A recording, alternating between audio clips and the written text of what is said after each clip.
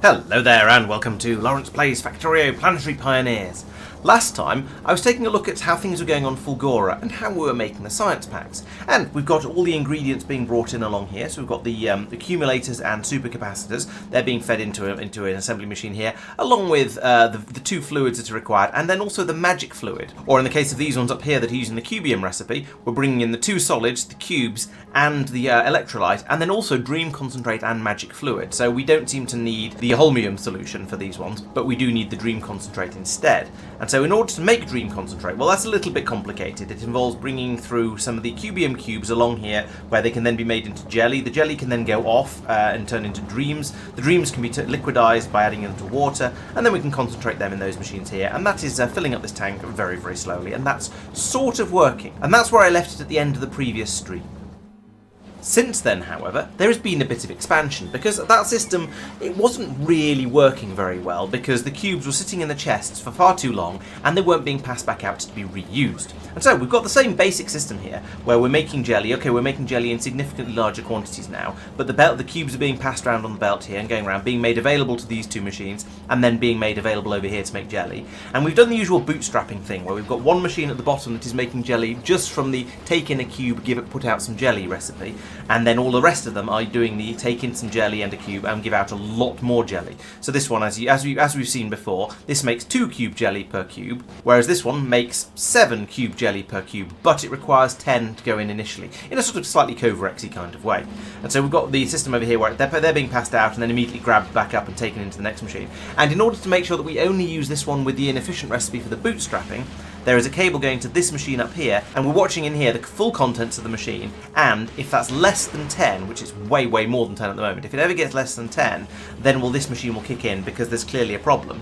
But most of the time, that shouldn't be too much of an issue. We only need this machine when we want to restart things. And so that jelly is, as before, it's being sent up a belt along here and then down to this chest over here, where it's then being sitting around while we wait for it to degrade and decay down into dreams, at which point it can then go into this machine here to be turned into the liquid dreams, along with water, and then be concentrated up. And you notice this has expanded a little bit. We've got a few more machines in here because we didn't have enough of the dream concentrate. We needed that to go a bit faster. And yes, well, now it is. But the bigger changes that have gone on over here is that, well, we decided that just leaving the cubes sat in the chests, waiting for them to sort of recover and turn back into blue cubes, that wasn't good enough. It was taking far too long, and we wanted to have a bit more throughput than that. And so we put in some systems for reawakening the cubes, and there are a couple of recipes for that. The first one is one that we've seen before, that's this one over here, and this is using the same system that Sophia was using over on Cubium, where you take in the dull cubes and an enormous quantity of jelly, and then you spit out a live cube and some water. That's exactly the same over here on Fulgora. We're bringing in the dull cubes and a load of jelly, spitting out a live cube and water, and that's using some of the jelly that's coming out of these machines here, and then using that, as I say, to reawaken the cubes and to produce a load of water. And that water is required in order to make the liquid dreams over here, so we've got a tank here that's gradually filling up. And we're letting that just run, and when the tank fills up, well, then these machines will stop working, but that's okay, because we're then also feeding the cubes up, the dull cubes up back around here, and any cubes that are reawakened are put onto the same belt. But then the dull cubes carry on around here, and if they're still dull when they get round to here because they haven't been woken up by the water producing system, then they get put into these machines, which are using a different recipe, which takes in a load of solid fuel. This is quite a lot of solid fuel in order to reawaken the microcube. And when we looked at this recipe over on Cubium, we went, this seems like a really bad idea. We don't have any, that's really expensive. It's going to use a lot of solid fuel to reawaken these microcubes. And that's true, it does use a lot. And on Cubium, that would be a bit of a problem. But on Fulgora, you've got these massive lakes that are just infinite supplies of heavy oil. And so we're able to pull that out with an offshore pump here, chuck it down here, and where it goes into all these machines along here, which are creating large quantities of solid fuel. And that is enough to keep all of these machines running. And that means that none of these cubes will make it all the way past all of these machines. Now, in theory, if there's a huge burst of them, they could make it back past, and then they get down here, and then they'd be circulated back round again for another go. In practice, that doesn't happen. You can see here, they're all blue as they're coming out. But even if they weren't, it wouldn't matter. And that means we've got a massive supply of the blue cubes, and more importantly, the blue cubes are not reliant on the jelly production, because we could get into a position where if all the cubes are grey, where then the jelly wouldn't work, and then we wouldn't have any jelly to reawaken them. But because this one is just using the solid fuel, which comes from a different process, that's quite nice. That works very nicely. That's absolutely fine.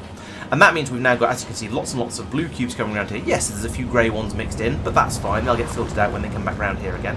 And so we have a nice ready supply of those coming through here, and we're able to then make lots and lots of the EM science pack. Those are then getting dumped out down here. Any of the grey cubes that come through here will be filtered out and passed back onto the system there, so we don't lose those. And these are being passed down, all the way down here, where they're then being chucked into the chests down here, ready to be taken away by rocket and put into the spaceship. And as you can see, we've got enough here to fill this rocket up. And then these chests, we've got it's 2/3 full. This one's about 2/3 full. That's going well. We've got plenty in there. When a ship comes over asking for science packs, we're going to be able to launch plenty of those out. So that's going really, really well. Getting this system balanced and working did require a certain amount of fiddling and grumbling and swearing at it. Making sure we had enough jelly coming through, for example. I also need to put in a boiler up here to take out anything that had gone off. So if there's any waste matter or dreams on this part of the belt, we can pull them out and dump them into here to ensure that we can then have pure jelly flowing up along here, even if the system has been jammed up for a little while. So that allows this system to carry on working. So that was very important. Originally I had these machines over here only running when there was an excess of water, but it turned out that these weren't actually fast enough on their own, and if I did make them fast enough then I needed more jelly, and it was all a bit of a weird balance. Entertainingly, there's quite a nice balance between the number of cubes that these machines reinvigorate and the number of cubes that these machines use up. So these systems are quite closely balanced with each other. Unfortunately, we then need some additional cubes over here, so we have to have something else as well. But the whole system overall now works quite nicely. Using the rate calculator to get a general impression, you can see that things are vaguely sort of kind of balanced-ish. We're able to produce the blue cubes slightly faster than they're being used up, so that's quite nice. That's why basically all of the cubes are blue, or at least none of them are making it through the reinvigorator without coming out correct. We're a little bit short on the solid fuel, but that's not a problem because we're not actually using all the machines over here. We seem to have a bit of a shortage of water. There is an additional machine down here making water though, so maybe that's going to keep things balanced nicely. Or maybe the fact that we're making more liquid dream than we actually need is going to be fine, because the system seems to be working anyway. I'm slightly surprised that we aren't shorter of water than we are, but it does seem to be okay. And we're also a little bit short on the concentrated dreams. But again, things seem to be working. We've got plenty in the tank over here. I'm not sure why it's quite so fussy. Anyway, so despite what it says in the rate calculator, this system does seem to be working very nicely. Everything is running flat out, and we've got a plentiful supply of all the science packs coming out. So the system is working very well. We're producing 9.2 electromagnetic science packs per second, which is well in excess of, I don't even know what number we're aiming for these days, but I'm pretty sure that 9 is quite a lot more than it. If we ever need to extend this in the future, it may just be a case of copying and pasting the whole build and saying, yes, we'd like some more of that, please. Or we may just be able to expand a bit over here and then expand a little bit on the top. And I don't know. We'll see how it goes. But it does seem to be hanging together quite nicely, and the cube system is cubing away very, very nicely. So I think if I was going to expand, I would be quite happy to switch one of these machines over to run the cube recipe as well, and reckon we're probably going to have enough of all the ingredients we need.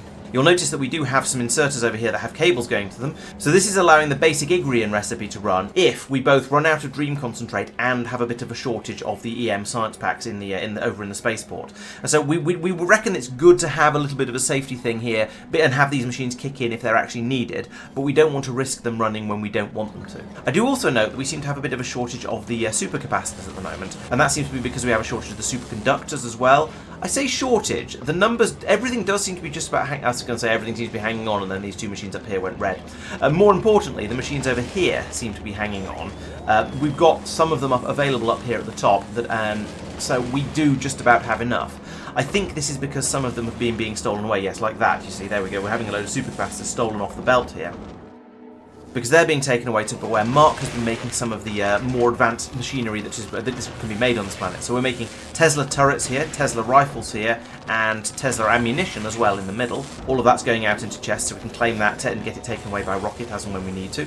We've also started making the advanced lightning rods, which are called lightning collectors, so there's what again are being put out into a chest. And we've got quality modules in there as well, so we're making some of them are coming out better as well. So we've got 1 rare and 16 uncommons. So if we have a need for a slightly better lightning rod, we can use those. And same over here, where we're still making the EM plants, and we've managed to make 1 of each of the slightly better ones. So that's nice. Those will be machines that will run presumably slightly quicker. Is that the difference? Yes, they run slightly more quickly, so maybe that would be handy for putting on a spaceship or anywhere where we're a bit short of space. They're also, I imagine up here, yes, we're also doing the same thing with the turrets, and that's quite nice because a higher quality turret has a longer range, and that can be very, very useful. So it's good to have some slightly better ones of those available. We'll see when and where we want to use them. At the moment, we don't need them particularly, but it's good to have them available. It makes a lot of sense to stick these quality modules in, just so you've got a chance of getting some better machinery out. All those things are then also being brought over to the rocket area. Over here, we've got the empty strong barrels that are being taken away to back to Igris to be refilled with magic fluid as and when that's required. We've got EM plants going into a rocket here because we're going to need those all over the solar system sooner or later. At the moment, we've got up to 20 of them. We're only requesting 20, and then we're limited by the amount of refined concrete we've got over here. That's why we're not making any more. So perhaps we should be trying to make slightly more than are going into here. What are we loading up to? Oh, we're loading up to 200. That's quite a good number. Okay, so we're trying to make up to 200 of them. That seems reasonable for us to start with, especially as we're actually really, really struggling at the moment because we don't have enough refined concrete coming through. That's a bit of a running theme, actually. All of this comes down to we're not making enough concrete from the production system over here. So you see we're recycling all of the scrap that's pouring out of these mines over here. That's going in through here and being recycled. And then we have a certain amount of concrete coming through, but it's not actually that much. You can see it all being dumped into the box over here by this inserter, and then being grabbed and taken away by box pretty much as soon as it appears, because we're trying to use loads and loads of it. Quite a lot of it is going into making the rocket silos. You can see over here we've only got 965 in here, so that's still struggling. Eventually we'll make enough rocket silos to have one in the chest and then it'll stop, but that's probably going to be at least a couple of thousand concrete away before this stops claiming it at all. Then a load more is being put into here to be crushed down into concrete slurry with this water in order to make the refined concrete that is then required over here in order to make the EM plants. So it's a whole process that requires an enormous amount of concrete, and that is currently the limiting factor for a lot of our factory by the looks of it. So whether it's going to be worth expanding this or whether we just go, we don't have enough concrete, but c'est la vie. Maybe we should be putting productivity modules in some of the concrete machines that are using the concrete. Or these two particularly could probably take productivity modules. No, they can't. Okay. It is not allowed. So we can't put a productivity boost into that, which is a bit of a shame. I guess we'll just have to leave it ticking over slowly, and then we'll see whether we get enough. Well, the science packs aren't reliant on the concrete, but all of the other things we're exporting from this planet do seem to be. So we could do with a bit more of that being available. We'll see how it goes. As this planet now has full rocket-based logistics, we can put in a planet hopper, and so we have. It looks like Mike was the one to put this in, which is fair enough because it's his planet. And on this planet, well, you need some sort of fuel in order to power the planet hopper, and it takes any sort of burnable fuel. And so, of course, we're using solid fuel again because we've got this infinite supply of heavy oil, so we might as well. That's brought over to here and then pumped into here. And yeah, we've got the steel, we've got the solid fuel. That's working quite nicely. Mike also put in a system here to take in some of the excess iron that we've got because we're recycling so many basic normal gears down here that we're producing a lot of iron, and that was causing quite a lot of congestion on the belt up here. So he's taken a bit of the extra iron out from the belt and taken it up here to be made into steel, which is then being fed in here, which feels slightly odd because we are making steel over here as well. That said, looking at this box, we are not making steel as fast as we're using it up in the mall area up here. So at the moment, actually, having this feeding into a couple of red chests here is probably a good thing. It might make, I was going to say it might make more sense to have a bit more space in here, but actually it's not a space related thing. It's just this is the rate that we are making the steel at it. It's cool. As soon as it cools, it gets taken away and it's getting used up at full speed. Mark has also expanded rocket fuel production by leaching off some of the solid fuel that's being produced up here for the science production, but that's fine because, well, there's a priority setting it to go to science first. So no, I have absolutely no quibble about that because I am producing the solid fuel a lot faster than it's actually required. So we've got loads of that flowing down here, then being made into rocket fuel here. So we've got a supply of light oil coming in, and that's all being cracked down here by the looks of it. So this seems to be our entire supply of light oil, and the machine is working hard, but it is keeping up. As you can see, this tank is basically full. So 2 machines over here making rocket fuel was not enough to keep the rockets happy when we started launching them in large numbers. So there's additional rocket fuel being produced over here and then piped down and brought in to, again, keep the rockets happy. Looking back at this area over here for a moment, where we're sorting out all of the scrap recycling products, Sophia has done something quite interesting with the splitter here. So you'll notice that this splitter is connected to a combinator and then to the Roboport network, and from here we're reading the logistics network contents. That's been brought over to here, and we're saying if there is more than 400 in the logistics network, then output 1 piece of steel as a signal. That signal is then going into here, where it's saying set the filter on the splitter. And so at the moment the splitter is set to no item, which means nothing is going through over here to be recycled. But if we have an excess of steel in the system, then any steel that comes around here, because you get quite a lot of steel out, can then be pumped through here and be recycled an additional time before it goes into this area here, which is the absolute bottleneck of the system. You can see that if you watch the belts running through here, they are not running flat out and smoothly, because there are various other things being brought in, trying to cram them onto the belt along here, and the belt is a bit stoppy-starty because of all the stuff that's coming around and being recycled. Now, we did think a little bit that one of the things we could do here is double recycle some of the stuff that we absolutely don't want. So, for example, any holmium ore that comes through, that's only going to be crushed down into more holmium ore. I say more holmium ore, less holmium ore. It's going to come out as 25% of the amount. So that could be passed straight into another recycler, and then we'd only get a 16th of the amount coming out and going back around the loop back, and so that would be significantly better. However, we don't have room for that to happen in here. There's just isn't room on the island. And over on the other side, we don't have room for that sort of thing to be done over here. So, for example, plastic, if we ever didn't have a shortage of it, plastic could have another recycler immediately after to re-recycle it. Iron plates, again, these are ones, any iron plates that make it into here, we want to throw away, because if they go through, they'll just go back round and come back up here again to be re-recycled. So if we could have a second machine on there chomping it up, maybe even feeding directly back into this one, we could put a second machine in like this, so they feed directly into each other. That would be fantastic, because then any iron plates that go in here will just be churned back and forth until they disappear. Same with bricks, basically same with anything that doesn't turn into anything more useful. Wood and lumber would also be good examples of that, because they just, I believe when you recycle them, they just turn into themselves. Copper plates, again, same sort of thing. Whereas red circuits, on the other hand, you do want to resort and recheck anything that comes out of there, because that's going to be green circuits and plastic, and those might be needed elsewhere.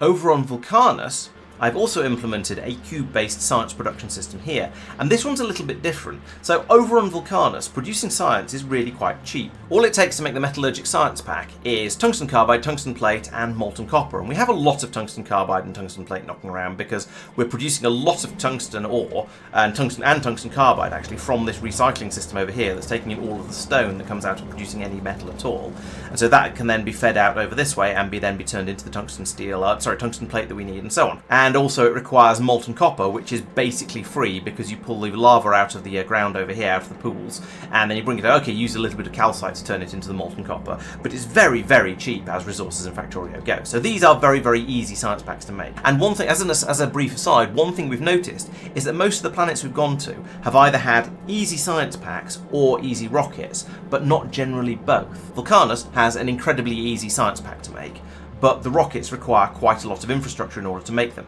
Making the blue circuits takes quite a lot of steps, as blue circuits do, because you have to make your metals, you have to make your green circuits, you have to make your red circuits, you have to make your blue circuits, but to make the red circuits you also have to make plastic, which means you need to liquidize coal, which means you need to then yada yada yada. There's quite a lot in there.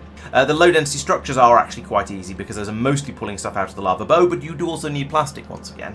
And then the rocket fuel requires a large amount of coal processing as well. So making the rockets is relatively tricky, making the science packs is very, very easy. Whereas on Fulgora, making the rocket parts is absolutely trivial because you've got all of this heavy oil here. You can pull that out, make it into solid fuel, or you can use the solid fuel that comes out of the scrap. You then very quickly make that into the rocket fuel. They're passed on, simple. And the blue circuits and the low density structures come straight out of the scrap processing and in those forms. So they are absolutely trivial.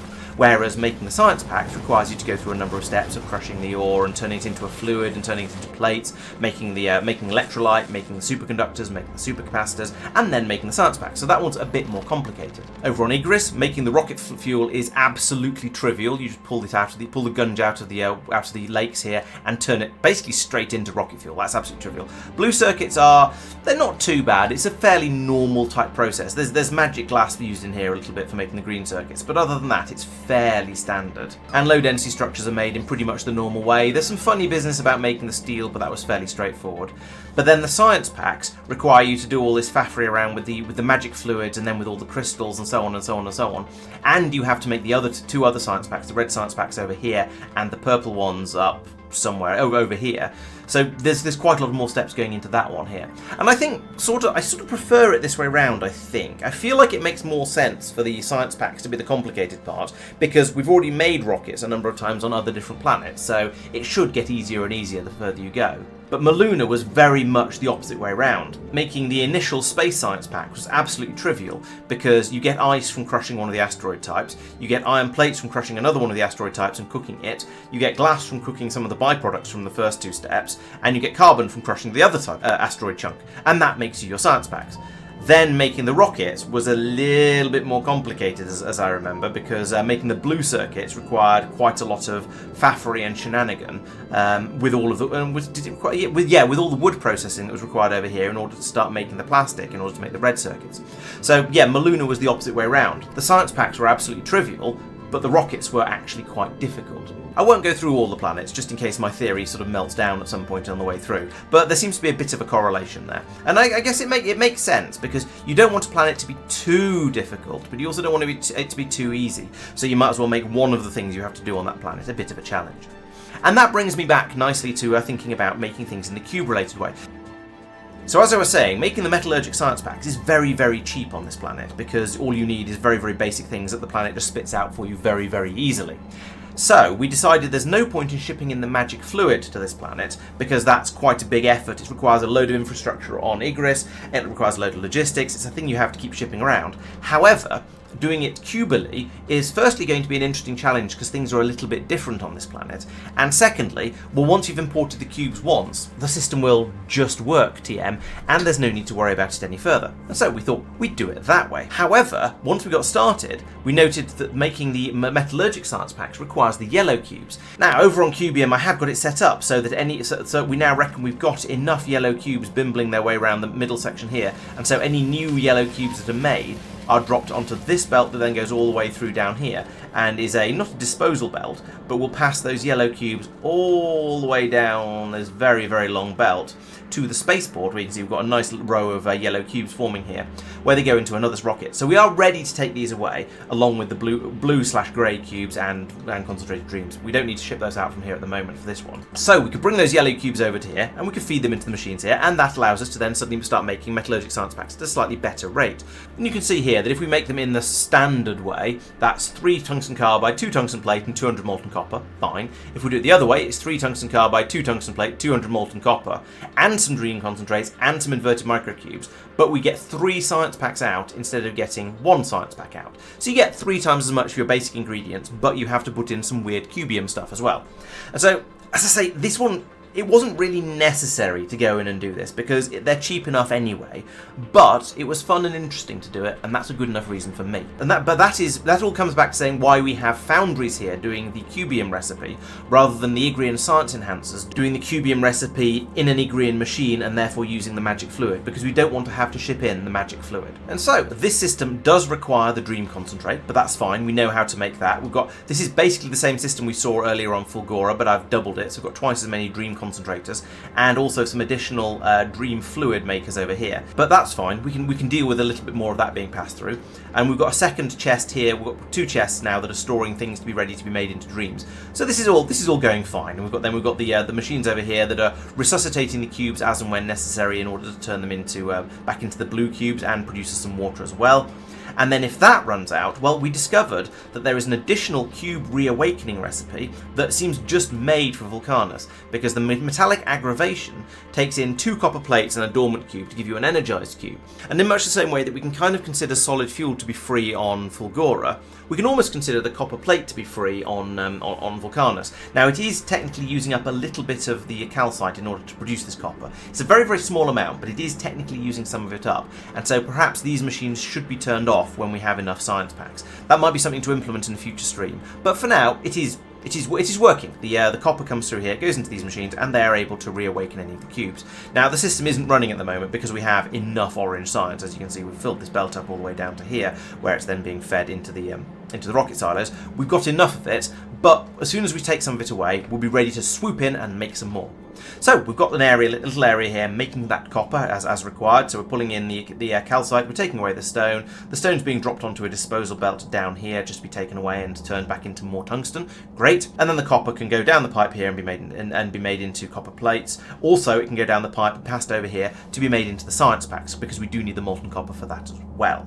That just leaves the cubes. So we're taking in yellow cubes, as we saw, and then it's using the yellow cubes up and spitting out inverted dormant microcubes, which is the red ones. And so those goes onto the belt here as well, and then they're being filtered out here, and they can be passed over, and we need to then reawaken those somehow. And over here, we're using the same system for reawakening them that we were using on Cubium, because I think it's the only sensible one. I take it back, there are two ways to wake up an inverted dormant microcube. One is the one we're using here, which uses calcite, sulfuric acid and water, and the other one is an emotional one, which uses fear and courage, which we don't have over here. Now, we probably could make them, because we do have some cube nonsense going on over here, but I don't feel that's a sensible way to do it, even if we would produce steam that we could then use for electricity. So no, I think we won't be doing that. Instead, actually, we could use that steam possibly to reawaken some of the blue cubes, because there is this recipe here which uses steam in order to reawaken a dormant microcube. Now, this would have to just be a sink for the steam, I think, because we would have to reawaken 10 red cubes into yellow ones in order to get enough steam together to reawaken one blue one, and I don't think that would be enough for the sort of rates you use those different types of cubes at, but it's an interesting idea nonetheless. And so we settled on this one because there is quite a lot of calcite available on Vulcanus. We've got loads of the blue cubes available. The red cubes are what we want to reawaken. There's plenty of sulfuric acid around because we have actual straight up sulfuric acid mines, and we've got water being produced from the cube nonsense over here, so we can just loop that round from this pipe. Here we go, round here, and then we've got all of that stuff available. So it just works quite nicely. We're able to bring in any of these red cubes and then pass them through to be made into the yellow cubes that would then go down the belt in the middle. I see, yes, down here, to be sent back over here, where they can then be reused for making science packs. There are a few of them on a belt up here. I don't normally care about having little bits of belt like that, but in this particular case I do. However, I'm not quite sure how I'm going to get them back out again. I guess I'll go in here and say, yes, can we have those cubes back, please? So do that. They'll be brought over, dropped into the machine here, and it'll kick into action briefly in order to wake those up. I did notice, as I was swooping around here looking at this while I started talking about it, that I haven't put in a boiler over here, and so that means we've got a lot of dreams along here and we don't have any jelly. This could theoretically cause some problems because, well, if we don't have any jelly coming through here, then we aren't going to be able to make any water, and if we don't have any water available, in theory eventually we could end up not being able to make any dream fluid, and therefore we wouldn't be pulling any of this through, so we'd never get any more jelly being pulled through, so the whole system would jam up. So it might actually be a good idea to put in a boiler down here, pull in the water as required, and then junk any waste matter or dreams that make it to this area, and that will ensure that it is then all jelly all the way up here and round here. This is another thing that perhaps should be turned off when the system goes to sleep. So there are a number of things where when there's enough science packs on the belt over here, we can tell this to stop, we can tell the cube revitalizing to stop, we can maybe even stop making jelly. I don't know, but all these things are a little bit unnecessary, and we need to work out which ones are actually wasting any kind of resource. And I think the answer is, the only thing that wastes resource is making more copper in order to wake these cubes up over here. Everything else, I think, is a closed system, because that wastes the calcite. Everything else, I believe, is a closed system. It's just going to sort of pass things round and round inside itself. So, yeah, I think I sort of slightly take that back. We'll put this in. We'll let it burn as much cube waste matter as we want, but then we'll turn off maybe all of these machines whenever we've got enough science packs, just so that we don't have a massive amount of calcite being wasted. That'll be another good thing to do and implement in the next episode. And so that brings you up to date on Fulgora, and I would say Fulgora is, I hesitate to use the word finished, you know that. It's sort of at a state where it is doing the things that we want it to do and at a speed that is currently sufficient. So we may well come back to it later with some upgrades, but for now, things are ticking over quite nicely. We're producing a nice healthy amount of science. If we look over here, we can see it's now backed up. We've got plenty of science being made. We've got a quantity of machinery being made over here. There does seem to be some problems with concrete, as we discussed earlier, but basically it's mostly working. I think we're fairly happy with it, at least for the time being. We'll see how much demand for EM plants we end up putting on the system later, but in the short term, it may well be alright. That means it's now time to go off and think about looking at another planet, and if you've been watching the top left corner of the screen carefully, you'll have an idea of where we're going to be going next. So come along on Monday at 7:30 PM UK time to watch us deal with future planets and also any other problems that crop up on the existing planets we've been messing around with already. If you fancy giving Planetary Pioneers a try yourself, then you can download the mod from the mod portal and sync against that and get all of our planets, all of our mods, all of that sort of lovely stuff, and join in with the same set of mods we're playing with. And if you'd like to see me playing a game a bit like this but with a third dimension, come along on Wednesdays at 8 PM where I shall be playing some more Foundry. I've been building blast furnaces that are absolutely enormous. I've been doing vein mining. mining and fracking and making robots and all kinds of fun stuff like that, so definitely worth checking out. Finally, there'll be videos coming out on the channel every Thursday and Friday as usual, so please make sure you're subscribed so you don't miss out on any of those. Thank you very much for watching, and I'll see you next time. Bye bye.